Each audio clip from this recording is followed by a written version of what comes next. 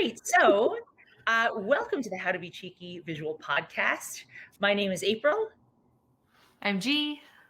And today we have our wonderful, wonderful, wonderful friend and guest, Robin Barone from Diplomat Books. Diplomat Books here with us today. Welcome and thank you so much for joining us. Thanks for having me. So thank you. And I mean, as we know, so Robin and I were in a women's group that Robin had organized actually. Where we were meeting, we meeting for like a year.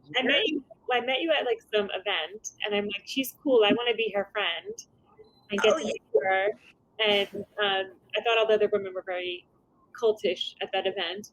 But no, I was at the beginning stages of my company, and I realized that I'm making mistakes. I'm sure I'm not the only person making mistakes, but I would love to have like a community of people I could vet and talk about what did I learn, right? Because on this journey, you learn more through when things go wrong, unfortunately, and they will go wrong more often than you could ever anticipate. I didn't learn what marketing was in business school, so there's something fundamentally wrong here. But sorry, what business school did you go to, Rob? I went to INSEAD, and it's a school in France and Singapore. So it's kind of like, I guess you could call it like the Harvard of the world because it's the same student profile. Everybody, it's based in France and Singapore, and there's an Abu Dhabi and a San Francisco campus now. But essentially, it's everybody who's, everybody, your culture, your nationality, and where you live are all different factors, at least one or two. So you're an American living in France, working in an Asian company. Everybody has that international dynamic. You had to speak 3 languages. And one of the things I remember being at graduation going, oh my God, like it sounded very glamorous and exciting in the beginning, but when you're going through it, you're like, I just want to sit still for a moment. I think it probably set me up for entrepreneurial life because it was so agile. So is that by the way, where the word diplomat comes from in Diplomat Books? No, actually, Diplomat comes from, this is actually funny. There's a restaurant called the Diplomat in Washington, D.C. on 14th Street. Okay. And when I had the idea for the company, I was living in Washington, D.C. I was working for Freddie Mac, and Washington, D.C. has a lot of embassies. I was meeting a lot of foreign diplomats. And my whole point of doing this was for helping people understand each other, which requires people to have diplomatic skills in life and not necessarily be working for the government. But there's a restaurant called the Diplomat. It was a rainy night in DC, and I'm sitting there and it was raining, and I'm like, Diplomat, I like that name. I don't know why, it just seemed to kind of come together. Sure, totally. And I mean, you say you know nothing about marketing, but that sounds like that's the beginning of marketing, right? It's like, how do people perceive your brand and your name and your logo, and how do they interact with it? How do you communicate about it? So I think you might have learned. I think from all my fancy education, I think reputation, like how you build your reputation and relationships. I think that's what I'm very good at, just being very mindful, being very respectful. And so, but I didn't see it as marketing. Maybe it's the whole like panache, like in the whole age of like, going back to the beginning, I went to Penn, which is an Ivy League school. Why was I impressed by things that were like, what impresses people that really turns out to be not impressible? Or what impresses people but actually has substance? So I think it was very values oriented. Like I wanted, because I knew that would matter more for me in the long term. Does that make sense? Yeah. It's a different kind. It's a different kind of marketing. It's not going to be like a Facebook ad that multiplies, or a YouTube video that, like the shaving guy who made that YouTube video and everybody passes it along. Dollar Shave Club. Yeah. Yes, exactly. Like that was funny, but that would never be me. Yeah.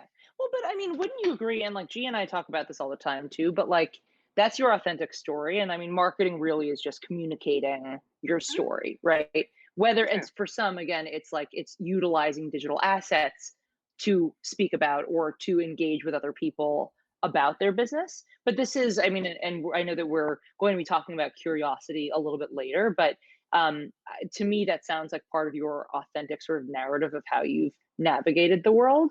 So it's still marketing, like even though there's like a fancy word sort of attached. And maybe this is like when people like try to teach you to think a different way. But when I started this, I knew like to scale, I'd have to get into retail, and I had a distributor, and I went down a certain path, and I was told all the things I had to do to be accepted, which turned out to be against my gut, but it was what those people felt like it gave them security and certain things that they needed to see from a marketing perspective that kind of they were shaping a narrative and a definition, which turned out to be not true at all for me. And it took me down a long, different, expensive path. But So what I'd love to do actually is I'd love to ask you a couple of questions about Diplomat Books, and then G, do you want to lead some questions about curiosity? Because I know that Robin's been doing a lot more with curiosity and workshops and things like that recently. Sure. Cool. Perfect. Awesome. So with Diplomat, maybe let's start here just so the viewers have a little bit of context. So it's children's books. You're a children's book publisher. Do you want to speak to a little bit about again how you started and what you've alluded to about kind of going down this path of what you thought was supposed to happen and how you should have grown the business, and then you're sort of realizing that that may not be what's right for you? Yeah, no, that's a great question. So Diplomat Books uses travel to teach kids curiosity around a character, which is a robin bird. And it's basically a line of kids' books that are super high quality. We're talking about the paper, the color, they're really imaginative, and it allows you to, the character's always imagining, what if I'm a this, what if I'm a that? It's the way I travel. And it started off of my travel blog I had over 10 years ago. In the credit crisis, I was laid off. I was traveling the world, and my whole thing about travel was I became a better person through travel because I could open and understand different people, and I wasn't as closed-minded. And I wanted to connect people, so I did a Kickstarter campaign, and I'm like, who's going to give me money for this? And people did. And then I was like, oh, I really have to go do this. And basically, it started off like, how do you make a book? How do you do this? And part of it was going through the store and realizing, what do I like? What's my idea of a perfect book? And from the construct of your text to the image, the paper to the construction, finding printers, but then also learning about the industry because I came from finance and not publishing. And publishing was rapidly consolidating and changing because of Amazon. And I was like, oh, I'll get an agent. And the agent told me I had to prove my concept, and then I'd be agentable. And then I realized I would be doing all this work and then selling my IP for like nothing. And then that's a company. And then I'm like, oh, I wanted a company anyway. And I would work on this at night and on sides and weekends. I mean, I took vacation days to work. People didn't realize I kept it secret. I kind of told people. It took me a long time to actually say it out loud, to have the courage to say to people what I was doing, because I worked at a company where if they knew, they would have frowned upon it. It would have been like really bad, even though I was using personal time. Can I ask you why you chose children's books? Are they all children's books? Yeah. Why? Right now, they're all children's books. So imagine like Lonely Planet, but all colorfully illustrated books about a bird traveling the world. But eventually, and then when we talk about curiosity, it's led to professional development content. And then you look at it, you're like, wow, this is applicable to college students figuring out careers, or for sure. No, me and my sister, yeah, we're both the type of people where we love children's books. Like, we're the type of people who, like, as adults, she has kids now, but even without kids, like, she always had children's books on her bookshelf along with all of her other texts. And they're beautiful. They're better than, and people have actually bought my books as coffee table books, which cracks me up. But they're colorful and they make people happy, even if they're not reading them, which is really flattering in some aspects. So I guess when you had said that you were learning the difference between like how a retailer, like the message you share with a retailer and what they're looking for versus running and scaling a direct to consumer children's book business. Yeah. Yes. And so I felt, so in the beginning I was like, okay, I thought success would be getting into a store, and I did the path to get into a distributor, a very high quality one. But I thought they would be doing the selling for me, and they weren't. And I had to learn to sell and figure out who the right person in each company was. And it took a long time to get into the travel retailers, like the airport stores and the store, like, tourist stores. And I did excellent. Like I did phenomenally at like the Reagan Airport for some reason on my book on DC. And it's very interesting to understand how distribution works and the sales channels. But the reality is like, for example, even pricing, I was told I had to reprice the book $5 less than I was selling it direct to consumer, which seems very novel. But when the yield, it took away all the margin. Over time, I realized this is a losing relationship, and I was going to have to get divorced, like take myself somehow out so obviously you mentioned some adjustments in this past year. Obviously, we know travel, to your point, has really ground to somewhat of a halt, like in terms of relative to what it used to be. So you made some pivots in this past year, but I guess my question is like, how did you make the decision to start extending this concept of curiosity, or thinking about how people explore and become curious? How do you start extending that to adults? That's interesting. So this is the fun story of it all. So, I started going back into all these schools. Like I went to I saw 3,000 kids in 2016, and I was like, wow, if adults could be this playful, and I would look at them, and I would give them a talk on resiliency. It was like how to develop an idea, tailored to a third grader, for example. But it's the whole process of iteration and breaking it down and working through challenges. And the teachers would say to me, I wish I had that type of training in my continuing ed. Like, I wish I had someone talking to me like this. And I was like, oh, there's something there. So I developed like a 45-minute talk. So I started testing it, and I started a newsletter, and I just started reaching out to HR people, all types of roles in HR, like learning and development, management. Like there's so many levels. Right. So last time I saw April, she was leading this pitch night, and I'm like, can I test this idea out? And she was part of that process where I literally went up there and I gave my pitch for something that did not exist, which is fascinating, and it resonated. And actually, I met some people that night who who helped me understand how it needed to look like, what it needed, what it really needed to be. And so then it took me on a journey and before COVID, I rented a room at the Equinox Rockefeller Center, and I put it on Eventbrite. I paid the $100 fee. People came at Central, and I would beta test content and the exercises. And then when COVID happened, I took the whole year plan and I accelerated it till May. So instead of doing one a month, I was doing one a week. Very disciplined, building content. But through all of that, I got to see what resonated, what had impact. But then, but once you started getting in that full hands-on experimentation stage, certain themes resulted. It started to take shape. I actually don't have one definition, but I said curiosity can be a noun, verb, or adjective, being your mindset, your words, or your actions. And so what I do is I illustrate it. It's not just one thing, but it's the act of moving forward, leaning forward, acting, being resilient, to always be in a learning state. It embodies so much of it.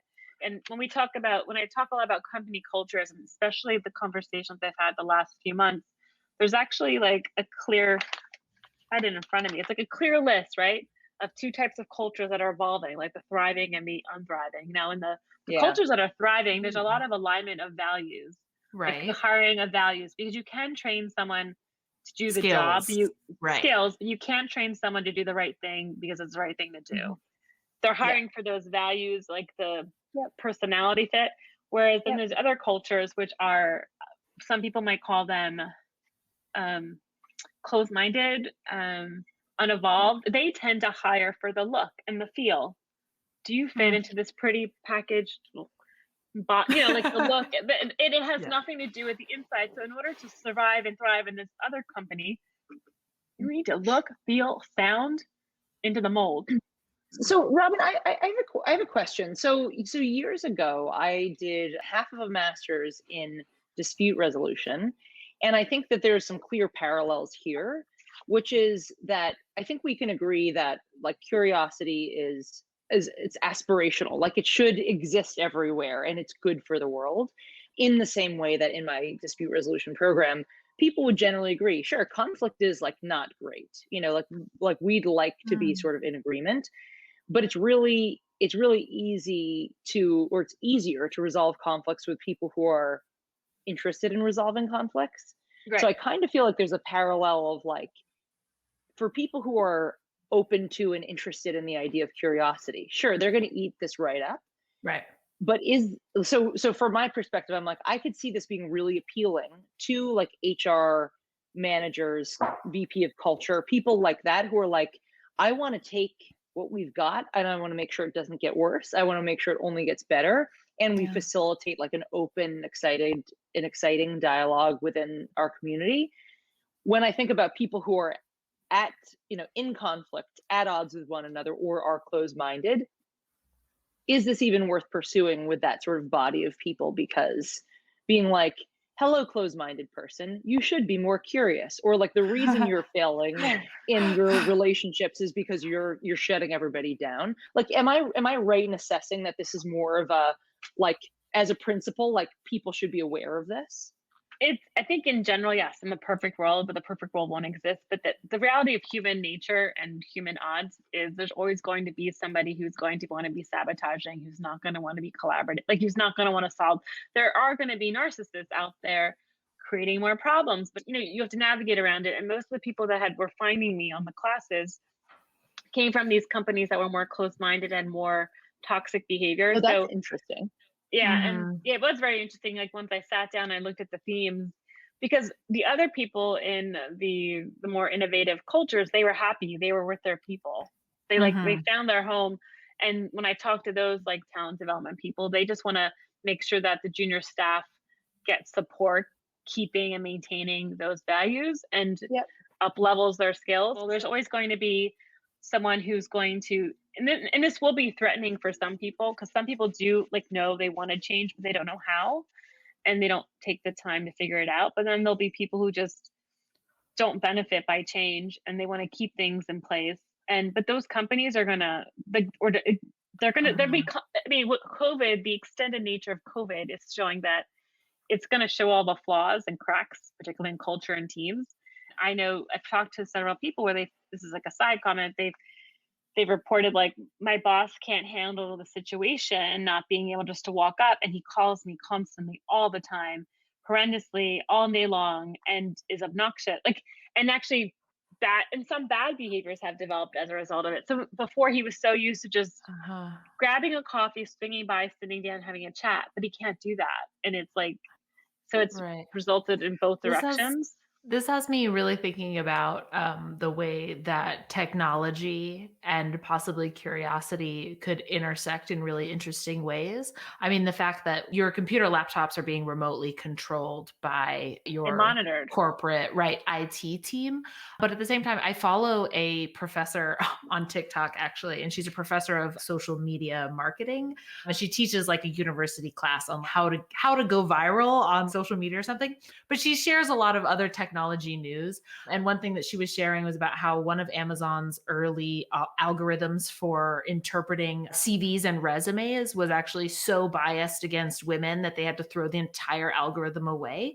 And because it had learned, it basically learned from, I mean, it's machine learning. So you had to feed it existing information, and the existing information where these were the types of individuals who were suited to become engineers. And so it learned, okay, these are the people who are suited to be engineers. And apparently the algorithm was able to, it figured out which colleges were women's colleges and would just filter those out. If you had like women's chess team or something like that, it filtered it out, and it was able to even go beyond its original teaching because it's learning, right? And it's making connected leaps, and it was able to, it actually became so incredibly biased that there were no women candidates who were allowed past the first step of engagement, which is to just like submit it to a LinkedIn, right? Or whatever the equivalent was.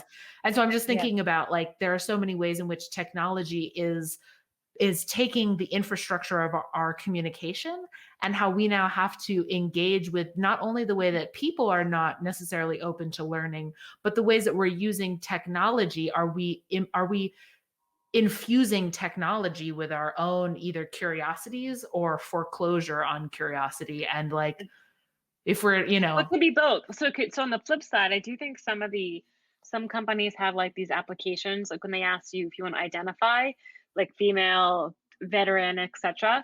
And the way they use that is if they need more candidates that are more women, that are more minority, they'll filter for just that.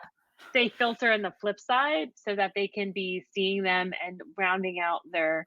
Is that also an ethical way of interpreting data, or even like interpreting gender? Or like sometimes, just hiring women because they're women can be really tokenizing, or hiring people of color, and just also thinking about like, even, back to our conversation earlier about like being the person who's being interpreted as aggressive or who's facing implicit bias, like to be that person, and for the impetus to be on you to like do the educating, to do the like so why do you feel that way? Or what things in your life led you to like not be curious about other people's backgrounds? Or, you know what I mean? Like, I Right. feel like And people could ask questions about their backgrounds and like look at a person's background and say, wow, you didn't do all this, but you've told me, I can tell that you've got grit, you've got stamina, you'll do whatever it takes to get things done, you're super resourceful. Or then there's the other side where someone will look at someone's background and go, oh, you didn't go to an Ivy League school, so you're not worth crap, like, Mhm. or you didn't Right. take this class, and like you didn't do all the checklist things. Right. And there's so much, I think we're leaving this world where the assumption was that if you did this checklist, you would be successful. Yeah. So just like that algorithm, whoever's doing that filtering has their own biases and fears. And I think Mhm. anytime, I mean, I'm sure you understand you're a small team, you're growing. So it's so important. Every time you bring in a person, it's so important they're going to add value and not detract value. I And would also here's say that I think it's just as important that the team like brings value to that person's life, right? Because if it's just you must bring value to the team, like I feel like that's not going to be the type of team environment and culture in which that person is going to feel like this is also something that feels sustainable to Yeah. me, right? I feel like there's so many company cultures where you just like pour in, pour in, pour in. It's like, the thing is, on this know. journey, I was like, okay, I needed to make some money. So I took a part-time job thinking like, okay, this will be a fun Yeah. distraction, structure. And I thought these were and I'm very direct with people. did it And they're like, derail your life? it Where you're like, this is way actually- better. no, it actually like, because I wanted to bring in, I was sacrificing time. I hadn't valued my time towards my business, right? And I was accepting less value, but what they were doing is taking and taking and taking. And I was like, listen, you want a full-time commitment? If you want me to act like I'm your wife, I want to be married. Like, step up. And they didn't understand it. And they felt because they were a powerful brand and they were a certain powerful brand, they could do whatever they want. Yet no one realizes that they pay people poorly, they treat people poorly. But because of the brand name, their staff takes it because, and this is just like any powerful person, right? But it taught me also a lot also about valuing your time, and life is too short. But it was a major distraction because I was like, why is my energy so low? Why would I, we only have so many hours in the day and our time is valuable. A CEO's time is just as valuable as our time. But for some reason, society doesn't believe that to be the case necessarily, or even if you're not getting paid. I don't know. There's truth. Sorry. So this is unintentionally related to time. We are getting to the end of our time here, but I just have, I guess, one sort of like final question for you, Robin, is so in this, like we're talking about technology, we're talking about curiosity. We're obviously in this time period where people are working remotely, and this cultural element that we're speaking of, it's really hard to facilitate and to maintain when people are working remotely. So do you have, 2 or 3 takeaways, recommendations for people managing teams, or even just people participating in teams, of how to keep this culture of curiosity and spontaneity alive? Because again, I think one of the things that I miss most, and G again works with us at Cheeky, obviously, but she is in Amsterdam, and we have a number of other in my pajamas in the office. Pajama Amsterdam. But we have a number of other remote employees where instead of just being able to kind of look sideways and be like, oh, what's up, and like just make a joke, you don't have that opportunity to have those like little moments of connection. So do you have 2 or 3 recommendations for people like ourselves or for other people managing businesses on how to keep that going in this time? Yeah, so totally. First of all, when you're in a distributed team, so one of the most important things I would think, because you're trying to build trust and respect. If you started distributed versus starting in an office and spreading out, it's like, how do you build the trust and respect? And that takes time, right? And credibility and responding, timeliness. Because we have so many distractions, we have to be so mindful. I think the first thing is a conversation on how is this going to work? What is this going to look like? What are the expectations of time, how often, frequency, so that you're not just constantly spamming somebody or texting them or like, like this is like a dedicated time to have this conversation, like check-ins. Is it team check? Like, and what's the format going to look like? And is it okay that I might be walking down the street listening to my headphones? Do I have to be physically in a Zoom room looking at a camera? Having what it's going to look like, and then being able to, not just the boss down, the team has to be able to talk back up and respond and be listened to, like, hey, is this really working? Is this structure working? And being able to iterate, right? Because also there's so much changing, it's endless. And I mean, being transparent versus like sitting here going, this sucks, like, you know, like all those other things, is that's the first part about any of this. But then the second thing with being curious on any team is being able to have, and it's the component of building trust and respect, is having open and honest conversations, being able to share feedback, because there's so much you don't see. So finding the right way, but being able to share, like, hey, this is working. What about this idea? How do you iterate? And so that's also a culture in a team, or any group environment, of being able to say what you think or feel without repercussion, without judgment. Like, you know, whatever's said in this room, for example, or whatever forum, is a safe, vulnerable, trustworthy space, and knowing and holding that and demonstrating those values. And it starts with the leader. The leader's not doing it. The rest of the team members aren't going to be they're not going to be incentivized or being willing to participate, but it starts top down, sharing lessons learned. Where did things go? We always talk about what goes right, but let's talk about what went wrong. So those are my two things. It's like, you know, having the communication, figuring out what works best for everybody, so everybody feels included, and then also demonstrating that you can share without repercussion or penalties. And that's Totally. That's right. Totally. That's my two curiosity things. Yeah. I give. Love it. Thank you. Thank you so much, Robin. Robin, where can people find you if they want to check out your curiosity seminars, or find you in Diplomat Books? So I have a website called curiosityconversations.co, and you can sign up for my newsletter. Every month, I only send out a newsletter once a month. It's like a how to apply curiosity, and it's different themes, and there's always 5 articles. It's never more than 200 words. There's 5 articles that are actually worth reading, and that's the best way to find me. And you know, love to, you know, please reach out to me also on LinkedIn. My name is Robin Barone, and I'm always interested in conversations about employee engagement, around culture. It's a very scary but also exciting time, and